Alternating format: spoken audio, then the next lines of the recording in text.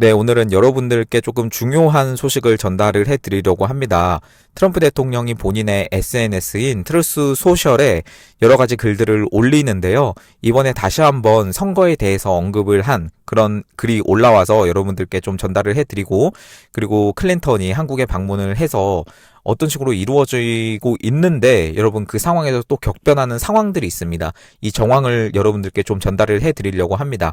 그리고 제가 트럼프 대통령에 대해서 이렇게 소식이나 그리고 선거에 대한 거나 이런 거를 자주 말씀을 드리죠. 자주 말씀을 드리는데 이제 종종은 아니고 가끔 어떤 분들이 이제 댓글을 달아주시는데 트럼프 실망이다. 트럼프 우리나라에 대해서는 언급도 안 해주고 윤석열 대통령님이 이렇게 결단을 했는데 어떻게 이렇게 그냥 아무 언급도 안 하고 넘어갈 수가 있냐라고 이렇게 생각하시는 분들 많으실 거예요. 댓글로는 안 다르셔도. 그리고 저도 어느 정도 그런 생각을 가지고 있긴 합니다. 저도 사람이기 때문에. 그러나 여러분 다시 생각해 보시면 그냥 아무런 언급이 없지는 않았어요. 사실은 정황을 보면. 그리고 우리가 알 수 없는 그 물밑에서 엄청난 일들이 이루어지고 있는데 우리는 그냥 수면 위로 올라온 단순히 이렇게 언론에 보도가 되고 트럼프 대통령님이 직접 언급한 또는 캐비넷 미팅, 그러니까 미국의 국무회의 같은 곳에서 이렇게 언급이 된 그런 정황을 보고밖에 판단할 수가 없습니다. 우리가 CIA가 아니고 FBI가 아니고 막 그러다 보니까 여러분 그런 상황에서 이것을 보셔야지 트럼프 대통령 무조건 실망이다 이렇게 해버리면 사실은 답은 안 나옵니다. 그러면 답이 안 나오고 우리가 알 수 있는 정황 안에서 판단을 할 수밖에 없다는 점 여러분 말씀드리고, 그리고 제가 계속해서 말씀드리지만 이 국내 정치는요, 국내 정치만의 문제가 아니에요. 여러분 어제 토론을 보셨을지는 모르겠는데요. 토론에서 막 트럼프 레드카드 아주 나오고 막 난리도 아니었죠? 여러분 그걸 보시고 어떤 생각하셨어요? 그게 맞다고 보십니까?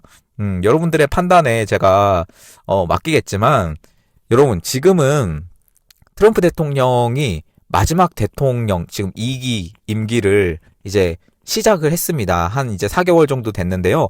사실 이 전체적인 맥락을 보면 트럼프 대통령이 취임을 다시 하고 나서 그 전부터 계속해서 이 선거에 대한 거는 계속해서 파헤칠 거고, 내가 거기 가담한 사람들을 가장 강한 형량에 붙여버리겠다라고 꾸준히 말해온 대통령이 어떻게 보면 지금 미국 대통령이 된 게 너무나 다행이에요. 여러분 다시 생각해 보시면 해리스가 대통령이 됐다고 생각해 보세요. 우리는 아무것도 못합니다. 진짜로.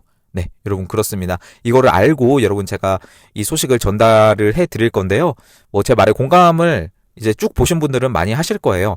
여러분 이게 저번에 올라온 어젠가 그젠가 올라온 글인데요. 제가 광주도 가고 막 이렇게 일정이 바빠서 지금 전달을 해 드립니다.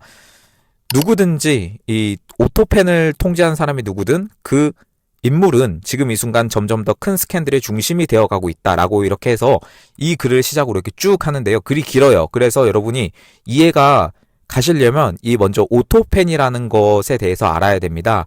오토라는 게 이제 자동이라는 거고, 펜은 여러분 아시는 것처럼 펜이죠. 그 글씨 쓰는 펜을 말하는 거예요. 이 오토펜은 자동 서명 기계를 말해요. 그냥 보시면 정치인이나 미국의 고위 인사가 직접 서명하지 않고도 기계로 이제 서명을 대신하게 해주는 그런 장치가 있습니다. 이 장치는 실제 서명과 똑같은 모양의 서명을 자동으로 종이에 쓰도록 프로그램이 되어 있고요. 미국 대통령을 포함해서 많은 정치인들이 굉장히 바쁘잖아요. 특히 트럼프 대통령 얼마나 바쁘겠습니까? 그 대량 문서 서명을 처리를 할 때 이 오토펜을 사용을 합니다. 그런데 이게 아예 불법은 아니에요. 합법적으로 사용되는 도구고요. 기계입니다. 오바마도 여러 차례 오토펜을 사용해서 법안에 서명했고요. 트럼프도 마찬가지입니다. 단 대통령이 미리 동의한 상황이어야 하고 임의로 이 서명이 이루어지면 문제가 될 수 있다. 그 정도로만 알고 계시면 되는데, 우리가 이거는 표면적인 거고요. 트럼프가 말한 맥락에서 이 오토펜이라는 거는 보통 이런 맥락이에요.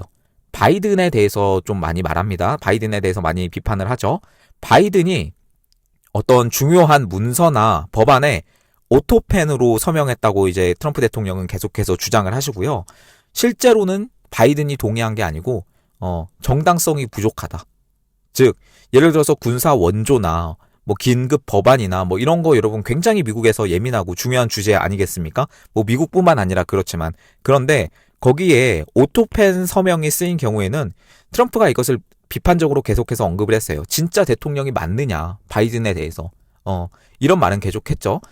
바이든 너 진짜 대통령이 맞냐? 너 뒤에 있는 오토펜을 가지고 있는, 그러니까 바이든이 서명을 하는데 그 서명을 오토펜으로 하는데 그 오토펜을 지배하고 있는 세력이 누구냐에 대해서 계속해서 트럼프 대통령은 이번뿐만 아니라요 쭉 언급을 해 오셨습니다.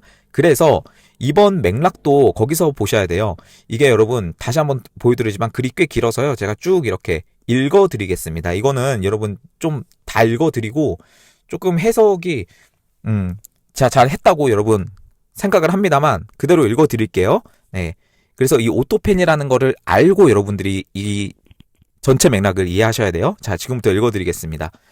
오토펜을 통제한 사람이 누구든 그 인물은 지금 이 순간 점점 더 큰 스캔들의 중심이 되어가고 있습니다.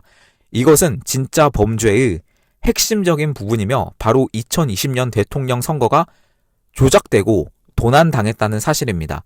수백만 명의 사람들이 그 사실을 알고 있었지만 급진 좌파 민주당은 역사상 유례없는 예방 조치와 무죄 주장 캠페인을 벌였습니다. 이것이 바로 정치 깡패들로 이루어진 셀렉트 위원회가 이제 불법적으로 사용된 오토펜을 휘두른 인물에게 전면적이고 완전한 사면을 받은 이후에 그들의 부패하고 악랄한 마녀 사냥 수사와 관련된 모든 증거와 정보를 삭제하고 파괴한 이유입니다. 그들은 나뿐 아니라 많은 사람들의 삶을 완전히 박살내고 파괴했습니다.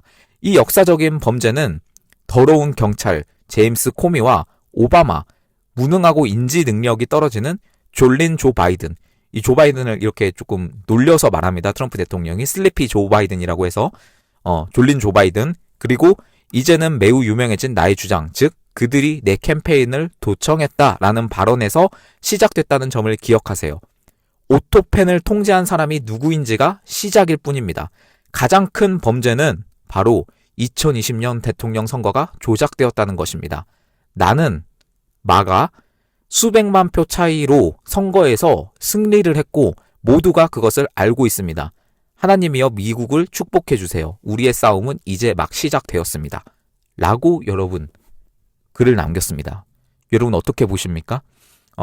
오토펜이라는 것에 대해서 처음에도 언급이 나왔고요. 이 뒤에도 언급이 나왔습니다. 그리고 이 오토펜을 통제한 사람이 누구인지가 곧 밝혀질 건데 거기서부터 이제는 시작을 한 것이다. 라고 이렇게 나오는 겁니다. 여러분 여기서 등장한 사람이 있죠. 바로 오바마. 트럼프 대통령이 이 조 바이든을 비판을 하면서 너가 진짜 대통령이 맞느냐, 도대체 너 뒤에 있는 세력은 누구냐 이렇게 계속해서 주장을 하실 때 가장 어떻게 보면 많이 언급한 사람이 여러분 오바마입니다. 미국의 전직 대통령이죠. 그러니까 바이든, 트럼프 그 전에 오바마가 이제 두 번을 이제 했는데 여러분 이 세력이 엄청 커요. 제가 영상에서 다 말씀드릴 수 없을 정도로 이게 바로 검열이 돼요. 너무나 안타까운 그런 상황이지만 여러분 이거를 보시고 지금 트럼프가 주장을 한 게 이거예요. 이 오토펜을 통제한 사람을 누구인지 찾아내는 걸 시작하고 그리고 거기서부터 우리의 싸움이 이제 막 시작되었다라고 여러분 말을 하는 겁니다. 너무나 지금까지의 많은 메시지들이 있었지만 너무나 이번엔 좀 직접적으로 나왔고요. 오토펜이라는 단어를 또 계속해서 사용을 하면서 졸린 조 바이든 뒤에 도대체 누가 있고 오바마라고 말을 하긴 했지만 그리고 그들이 선거를 조작했다라는 거를 딱 이렇게 말을 하신 트럼프 대통령이었습니다. 여러분 이거를 보시고 제가 앞에서도 말씀드렸지만 뭐 트럼프가 뭐 하나도 언급을 안 해준다. 우리나라에 대해서 뭐 또 없다. 뭐 이렇게 말씀을 하시고 그렇게 진짜 생각하실 수도 있는데요. 여러분 다시 생각해보면요. 이거는 다 연결이 되어 있는 거예요. 단순히 미국의 2020년 대선? 그거 끝? 그것뿐만이 아니라요. 이 미국의 대선은요. 전 세계의 대선과 연결이 되어 있습니다. 우리나라라고 거기서 안전하겠습니까? 안전 정도가 아니라 저는 아주 큰 연관이 있다고 봅니다. 여러분들도 똑같이 생각을 하시죠? 그런 차원에서 보셔야 되고 이번 트럼프의 발언은 이제 막 직접적으로 여러분 움직임이 조금씩 나오고 있는 상황이지만 여러분 이거를 보시면서 너무나 또 기대하고 막 그런 거는 또 저는 또 아니라고 생각을 합니다만 아무튼 간에 트럼프 대통령은 계속해서 움직이고 있다. 물밑에서는 우리가 모를 만한 엄청난 일들이 계속해서 나오고 있고, 그리고 특히 이거는 국제 큰 틀 안에서 봐야 돼요. 중국을 어떻게 압박하고 있고, 그리고 중국뿐만 아니라 뭐 다른 유럽이나 중동이나 이런 데에서 트럼프 대통령이 하는 어떤 발언이나 SNS 글이나 이런 거를 보고 우리가 좀 종합적으로 해서 판단할 필요가 있습니다. 그러한 차원에서 여러분, 저번에 그제 또 놀라운 소식들이 좀 많이 터져 나왔습니다. 루머라고 하는 미국의 작가가 있습니다. 이분이 쓰신 글인데요. 왜 언론에서는 아무도 이 문제에 대해서 이야기하지를 않는 걸까?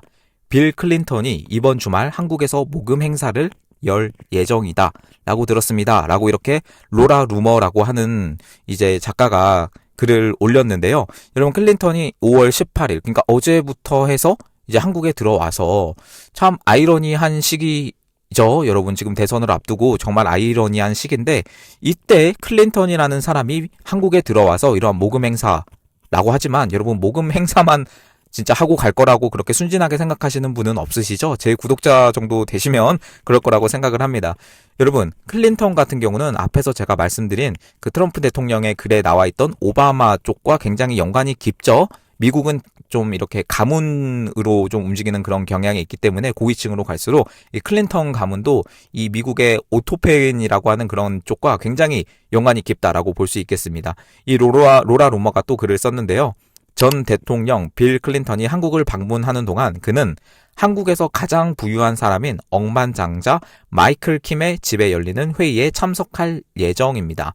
웹사이트에는 행사와 방문 일정이 공개되지 않았습니다. 클린턴 전 장관이 대선 16일 전 한국을 방문해서 방한 기간 동안 모금 활동에 참여할 예정이라는 점은 주목할 만합니다. 누구를 위한 모금인가요? 그것이 바로 질문입니다. 이렇게 로라 루머가 글을 올렸습니다. 그러니까 지금 이 글에 의하면 클린턴이 지금 한국에 지금 여러분이 영상을 보고 있는 이 지금 들어와 있는 거고요. 그런데 여러분, 의아하죠?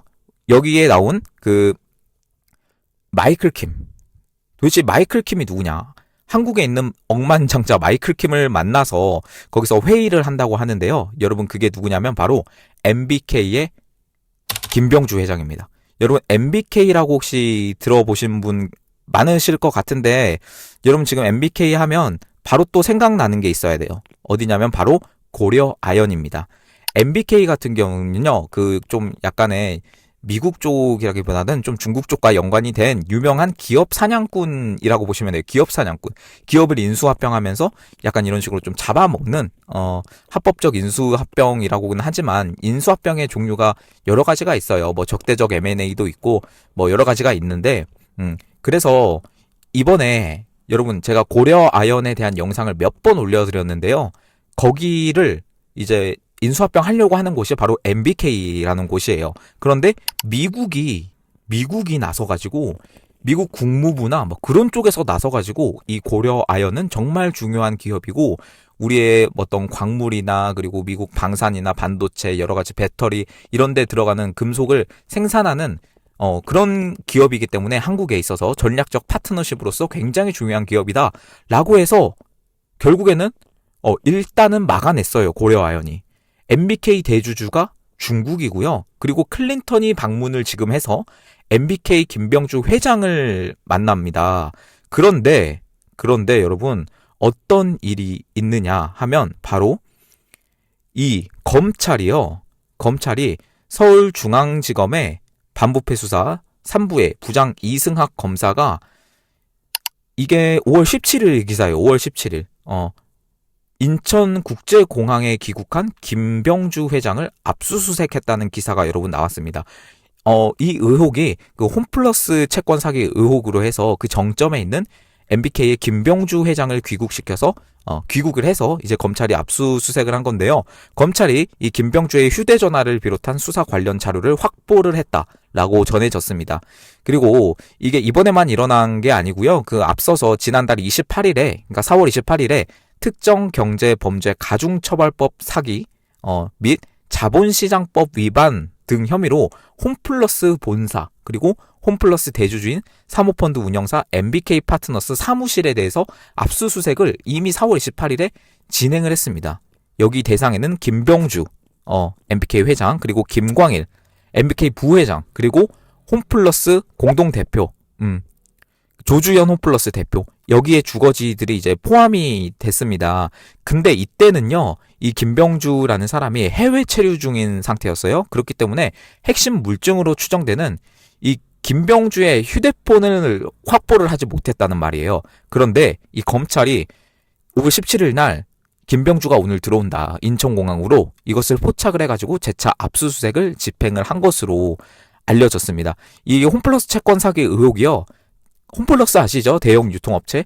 여기와 이 MBK가 사전에 신용 등급 하락을 인지를 하고 기업 회생 신청을 계획을 하고도 신용 등급 하락 직전까지 단기 채권을 판매해서, 그러니까 사기 의혹인 거죠. 사기 의혹이 불거져서 검찰이 이 MBK의 김병주를 이제 압수수색을 했는데요. 지금 이번에 확보를 한 이 김병주의 휴대전화를 포함해서 압수물 분석이 끝나는 대로 김병주, 김광일 이 부회장, 그리고 홈플러스 공동대표, 그리고 뭐 조주연 이 홈플러스 대표 등을 이제 피의자 신분으로 불러서 조사를 할 방침이라고 합니다.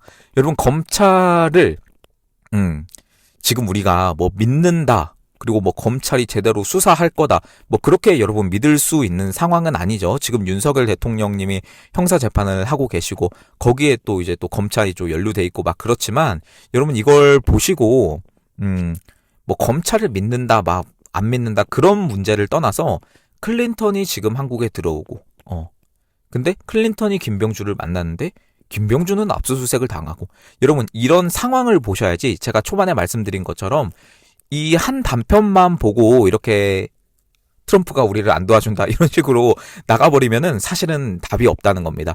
여러분, 그렇기 때문에 이 판이 굉장히 좀 아이러니하게 돌아가고 있어요. 여러분, 이게 이상하게 돌아가고 있어요. 여러분들 이거를 보셔야 되고요.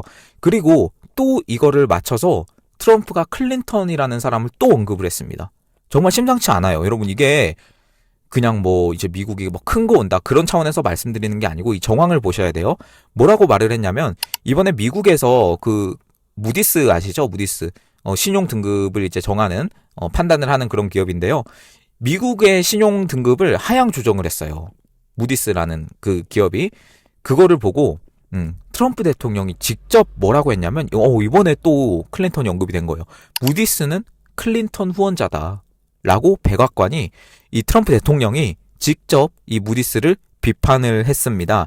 이 백악관 공보국장 스티븐 청은 이 X에 무디스 애널리스트 소속 이코노미스트 마크 잔디라는 사람을 거론을 했어요. 그리고 여기서 뭐라고 했냐면, 여러분 그 초반에 그 글 기억나시죠? 오바마도 언급을 했습니다. 그는 오바마의 자문위원이자 클린턴의 후원자다.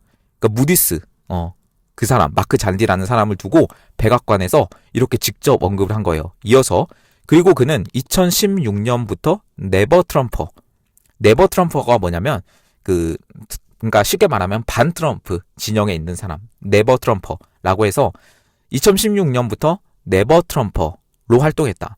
아무도 그의 분석을 진지하게 받아들이지 않는다. 이미 그가 여러 번 틀렸다는 것이 증명됐다 라고 지적을 했고, 그리고 백악관 부대변인인 쿠시 데사이도 무디스의 신뢰성이 조금이라도 있었다면 지난 4년간의 재정 재앙이 벌어지는 동안 침묵을 지키지 않았을 것, 이렇게 꼬집기도 했습니다. 무디스가 이 미국의 국가 신용 등급을 AAA에서 AA1으로 강등을 시켰어요. 이 AAA, 트리플 A가 최고 순위고요. 그러니까 재정 상태가 매우 양호하고 뭐 부채 상환 능력이 강하고, 그러니까 최상의 신용 상태죠. 근데 이번에 좀 강등된 AA1은 그 아래예요. 한 단계 아래로 신용 등급이 우수한 상태, 뭐 그 정도인데요. 무디스가 뭐라고 이렇게 발표를 했냐면, 이번 등급 하향 조정은 정부 부채와 이자 지급 비율이 10년 이상 증가해서 비슷한 등급의 국가보다 상당히 높은 수준을 기록한 것을 반영한다 라고 이렇게 말을 하면서 이 명목으로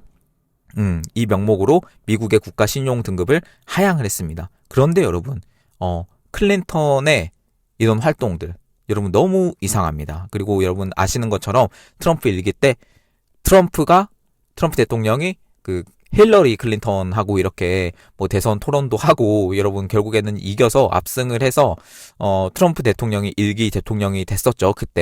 그때도 한창 이 오바마랑 클린턴을 동시에 싸잡아서 이제 계속해서 파헤치고 이렇게 비판을 하시고 하셨던 트럼프 대통령입니다.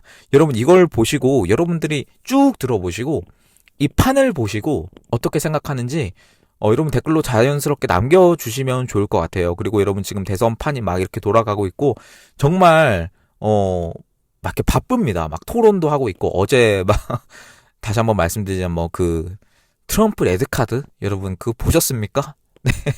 트럼프가 레드카드를 받았습니다. 네. 우리나라 사람한테. 그것도 한번 여러분 안 보신 분들은 보시면 좋을 것 같고요.